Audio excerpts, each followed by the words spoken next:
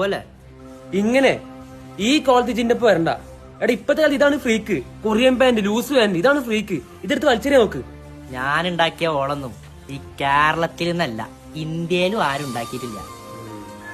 എടാ കൊറിയൻ ഫുണ്ടേ, ഈ കൊറോണന്റെ മുന്നേ വരെ ഇതേപോലത്തെ വലിയ പാന്റ് വാങ്ങിയിട്ട് മൂട്ടിച്ച് കവറിട്ട് കയറ്റി കാലം അനുക്കൂല്ലടാ.